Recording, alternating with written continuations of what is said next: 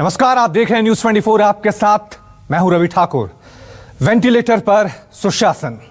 एक तो बिहार में कोरोना से हाल बहुत खराब है, तो दूसरी तरफ अस्पतालों की स्थिति और भी ज्यादा खराब है। कहीं इमरजेंसी में सही व्यवस्था नहीं है, तो कहीं डॉक्टरों का अभाव है। बाकी जिलों का हाल तो छोड़िए, राजधानी पटना में भी मरीज अस्पताल से इसलिए लौट जाते हैं क्योंकि अस्पताल में बेहिसाब बदइंतजामी है। ये रिपोर्ट देखिए।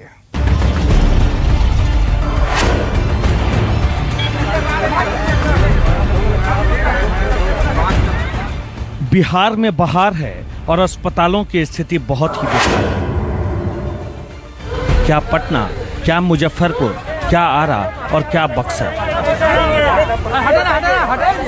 कहने को जहां लोगों की जान बचाई जाती है, असल में वहां की स्थिति आप देखेंगे तो अस्पताल जैसे शब्दों से आपका भरोसा उठ जाए तो कोई बड़ी बात नहीं।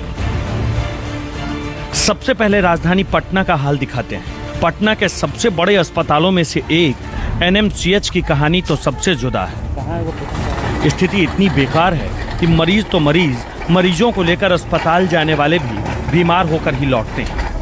अस्पताल में आने वाले मरीज से लेकर अस्पताल के वार्ड बॉय तक सब हैरान और परेशान हैं। अस्पताल की परेशानी देखने से पहले ये तस्वीर देखिए, जब राज्य के स्वास्थ्य मंत्री मंगल पांडे की गाड़ी को अस्पताल के वार्ड बॉय ने रोक लिया, हंगामा किया।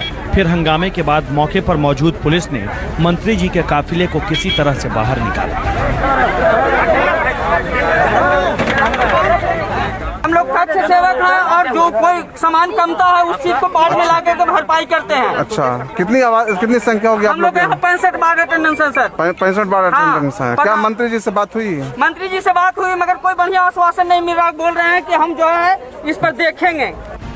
इसके बाद मंत्री जी खुद सामने आए, मीडिया के सामने पूरे मामले पर सफाई दी। मेरा तो काम ही है स्वास्थ्य मंत्री के रूप में लोगों का सेवा करना, और लगातार दिन रात हम अपने विभाग के साथ, अपने चिकित्सकों के साथ, अपने पैरामेडिकल स्टाफ के साथ हम सब लोग काम करते हैं। कहीं भी कोई कठिनाई परेशानी होती है, वहां जरूर पहुंच के प्रयास करता हूं कि लोगों की कठिनाइयों को दूर करूं। अस्पताल के वार्ड बॉय की परेशानी के बाद अब आपको यहां आने वाले मरीजों को हो रही परेशानी को दिखाते हैं। अब जरा इस तस्वीर को देखिए।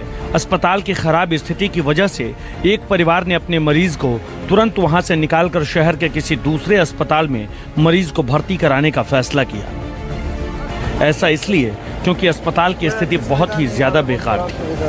कहाँ से लाए थे आप लोग पेशेंट?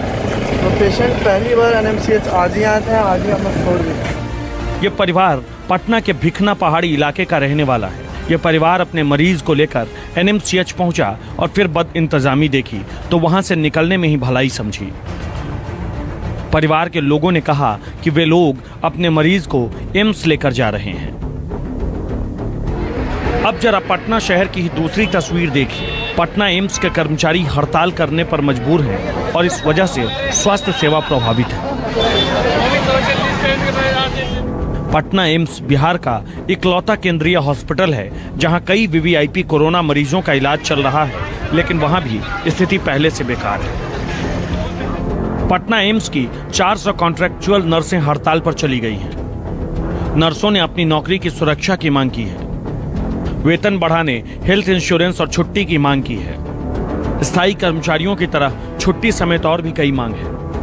कि हम यहाँ पे 3 से 4 सालों से यहाँ पे काम कर रहे हैं, तो हमें भी एम्स का अंग मान करके हमको एम्स के जैसे एम्स के एम्प्लॉय को जैसे हमको मान्यता दिया जाता है, उसी तरह से हमको भी मान्यता दिया जाए। सब लोग इतना अपने मेहनत से सब पेशेंट को ठीक करना चाह रहे हैं, लेकिन अभी हमारी जॉब का कोई फिक्सेशन नहीं है। हो सकता है कोरोना ये काल खत्म होती है, सभी को यहाँ से निकाल दिया जाए। हमारी डिमांड में ये एक तो जॉब सिक्योरिटी के रिगार्डिंग है कि हमको हमारी जॉब सिक्योरिटी के रिगार्डिंग। सेकंड हमारी जो है ये हमारी सैलरी इंक्रीमेंट का, जैसे अभी गवर्नमेंट ने बोला है कि समान कर्मचारी समान वेतन। ये सच है कि कोरोना के कारण बिहार बेहाल है। मरीजों को बेड नहीं मिल पा रहा, जिनको बेड मिल भी गया है वो स्वास्थ्य सुविधाओं के लिए तड़प रहे हैं। इस बीच पटना एम्स की नर्सों का हड़ताल पर जाना सबसे ज्यादा खतरनाक है। हड़ताल पर गई नर्सों ने कई तरह की मांग की है। हालांकि एम्स प्रशासन का कहना है कि हमने कुछ मांगों को मान लिया है, हालांकि अभी भी नर्सों की हड़ताल जारी है, दूसरी तरफ इसका खामियाजा मरीजों को उठाना पड़ रहा है। अब जरा फिर से पटना के एनएमसीएच का हाल देखिए कि यहाँ आने वाले मरीजों को किस तरह की दिक्कतों का सामना करना पड़ रहा है। बिहार में कोविड की तैयारियां फाइलों में चल रही हैं, धरातल पे नहीं। इसकी तबानगी है। इस वक्त हम पटना के एनएमसीएच में हैं, तो कोविड-19 के लिए डेडिकेटेड हॉस्पिटल जिसपे अनाउंस किया गया। और यहाँ पे आप तस्वीरें देखिए कि जब यहाँ पे हम पहुँचे हैं तो यहाँ पे कई शिकायतकर्ता हैं, कई वैसे लोग मिले हैं जिनके परिजन इस अस्पताल में भर्ती हैं। किन्हीं का जांच नहीं हो रही है तो किन्हीं के पास ऑक्सीजन की कमी, उनके जो पेशेंट उनको ऑक्सीजन नहीं मिल रहा है। कुछ लोग हैं जिनसे हम सीधे बात करते हैं कि क्या उनकी परेशानी है। आपकी क्या परेशानी है?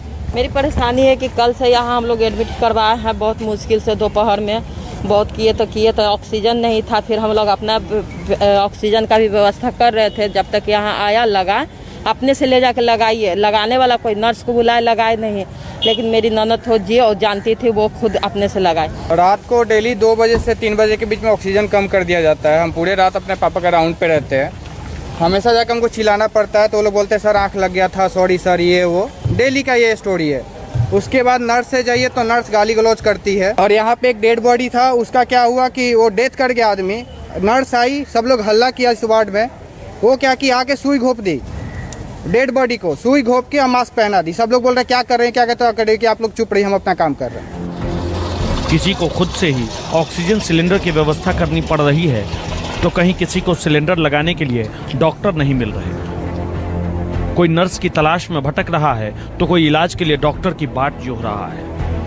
जांच अभी तक इंतजार में है। कल 6 बजे 5:30 बजे तक आया तो यहाँ तक कोई डॉक्टर नहीं था। अभी तो बोल रहा है कि कल 6 बजे आया था, तो अब पता नहीं कब आता है कब जाता है। हम लोग तो भाई ये देखिए पटना की तस्वीर है। पटना का सबसे बड़ा कोविड डेडिकेटेड हॉस्पिटल है ये। एक और परिजन यहाँ पे हैं जो खगड़िया से आए हुए हैं, अपनी माँ को लेके आए हुए, लेकिन इनके साथ भी परेशानी है। क्या परेशानी है आपको? मेरे साथ परेशानी क्या, मम्मी को एडमिट कल कराए हैं। कराने के बाद है न जो व्यवस्था होना चाहिए वो व्यवस्था नहीं है। पंखा खराब है, पंखा का कोई देख रहे नहीं। अगर नर्स को जाते हैं क्या चीज़ का ज़रूरत है तो बोला हम कहीं कुछ नहीं करेंगे। डॉक्टर का किसी चीज़ का जवाब देने से इनकार कर जाते हैं। ये स्थिति पटना के एनएमसीएच है। सरकार के नाक के नीचे इस अस्पताल की यह हाल है। उसके बाद अंदाज़ा लगा सकते हैं कि दूसरे जिलों में जो छोटे जिलों हैं वहाँ के स्वास्थ्य सुविधा का क्या हाल होगा। पटना के एनएमसीएच की स्थिति बस इतनी खराब नहीं है। अब जरा इस तस्वीर को देखिए, इसे देखकर आपके रोंगटे खड़े हो जाएंगे। एक शख्स मृतक को लेकर उसे ऑटो से ले जाने पर मजबूर है। पास में एक ऑक्सीजन सिलेंडर पड़ा है और मृतक को किसी तरह से ऑटो में रखकर घर ले जाने पर मजबूर है। ये सारी तस्वीरें बताने के लिए काफी है कि कोरोना से लड़ रहे बिहार के लिए स्थिति कितनी भयावह होती जा रही है। बिहार में कोरोना के 30,000 से ज्यादा मरीज हैं। अब तक कोरोना से 217 लोगों की मौत हो चुकी है। कोरोना से अब तक 19,000 से ज्यादा लोग ठीक हो चुके हैं। बिहार की राजधानी पटना में जहां एक तरफ सरकार की ओर से की गई सुविधाओं को लेकर सवाल खड़े किए जा रहे हैं, तो दूसरी तरफ सबसे चिंताजनक है बिहार में हो रही कोरोना की जांच। आंकड़ों के हिसाब से देखें तो पता चलता है बिहार की आबादी के लिहाज से केवल 3% है जिसका अब तक कोरोना जांच हुआ है। पटना से अमिताभ ओझा और सौरभ कुमार के साथ ब्यूरो रिपोर्ट, न्यूज़ 24। और अब आपको बिहार के बाकी जिलों की तस्वीर दिखाते हैं। राजधानी पटना में ही नहीं, पटना से बाहर के जिलों में भी अस्पतालों की स्थिति बहुत ज्यादा खराब है।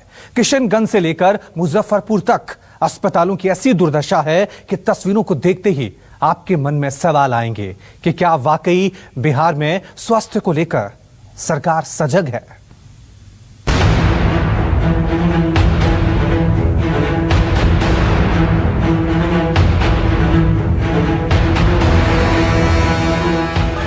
अस्पतालों की स्थिति बिहार में कितनी खराब है इसे जानने के लिए अब आपको किशनगंज लेकर चलते हैं। कोरोना मरीजों के लगातार बढ़ते मामलों के बीच बिहार के किशनगंज जिले के सदर अस्पताल से मानवता को शर्मसार करने वाली एक तस्वीर सामने आई। असल में सदर अस्पताल किशनगंज में एक गंभीर रूप से बीमार महिला को उसके परिजन इलाज के लिए लेकर पहुंचे थे, लेकिन अस्पताल के चिकित्सक महिला के परिजनों को कोरोना संदिग्ध समझकर इलाज नहीं कर रहे थे और परिजनों को कह दिया गया कि पहले कोरोना टेस्ट कराएं। महिला के परिजनों का आरोप है कि बीमार महिला सरकारी अस्पताल में 5 घंटे तक तड़पती रही अस्पताल कर्मियों और चिकित्सक तमाशा देखते रहे और अंत में महिला ने अस्पताल में ही दम तोड़ दिया। इसके बाद आक्रोशित मरीज के परिजनों ने अस्पताल परिसर में जमकर बवाल काटा और तोड़फोड़ भी की।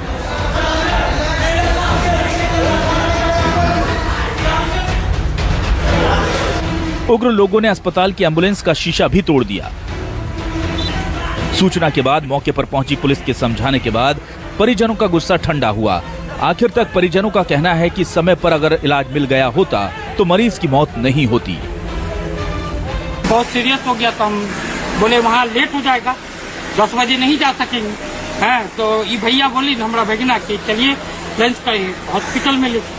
अब यहाँ आए तो यहाँ कोरोना का चेक होगा तो इसका चेक होगा। आए तो 9:30 बजे के लगभग। क्या हुआ?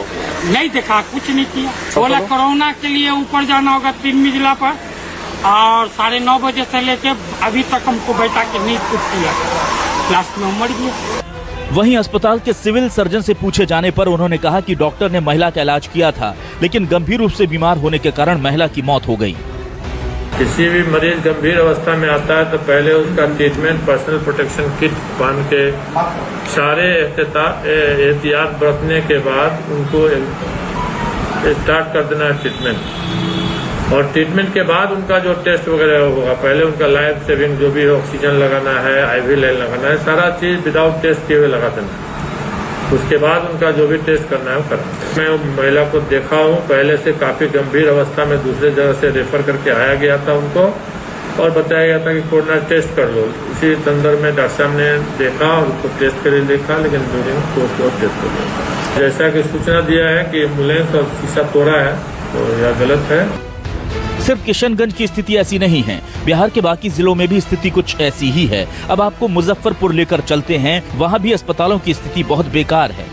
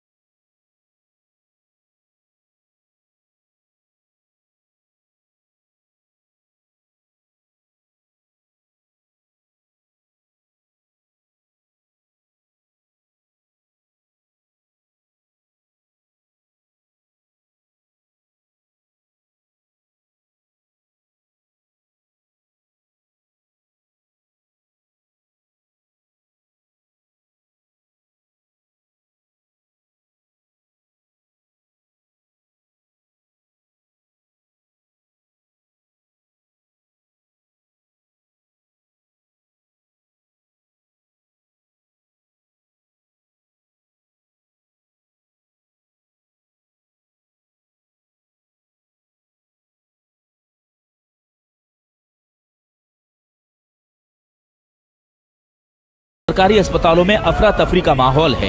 कई तरह की मांगों को लेकर जिले की सभी संविदा स्वास्थ्य कर्मियों ने कामकाज पूरी तरह से ठप कर दिया है। एक तरफ जहां कोरोना को लेकर अस्पताल प्रशासन में हड़कंप की स्थिति है। हम लोग का जो मूलभूत मांग है, जो विगत वर्षों से रखा जा रहा है, जो अभी तक सरकार के कानों में जू तक नहीं रेंग रहा है। हम लोग का सरकार से यही मांग है कि जो हम लोग को समान काम के बदले समान वेतन मिलना चाहिए। दूसरी तरफ इन सभी के हड़ताल पर जाने से सारे सरकारी अस्पतालों में अफरा तफरी का माहौल देखने को मिल रहा था। साथ ही कहा जा रहा है कि अगर ये मांगे नहीं मानी गईं, तो ये हड़ताल चरणबद्ध तरीके से चलती रहेगी।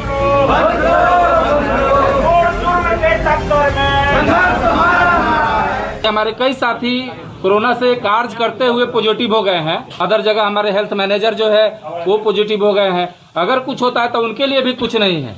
तो सबसे पहले मैनेजमेंट कैडर लागू करे और उसमें हम लोग का समायोजन करे। हम लोग का बहुत सारी मांगे हैं जो सरकार को पूरा करना होगा। जो हमारे गलत मांगे नहीं है, जायज है। अब आरा के सदर अस्पताल की एक और तस्वीर देखिए। सदर अस्पताल की इमरजेंसी सेवा में एक मरीज को भर्ती करवाया गया था, लेकिन मरीज की चंद घंटों में ही मौत हो गई। बताया गया कि वो मरीज कोरोना संदिग्ध था, लेकिन जैसे ही मरीज की मौत की खबर आई, चारों तरफ भगदड़ मच गई और डॉक्टर सहित सारे कर्मी इमरजेंसी सेवा छोड़कर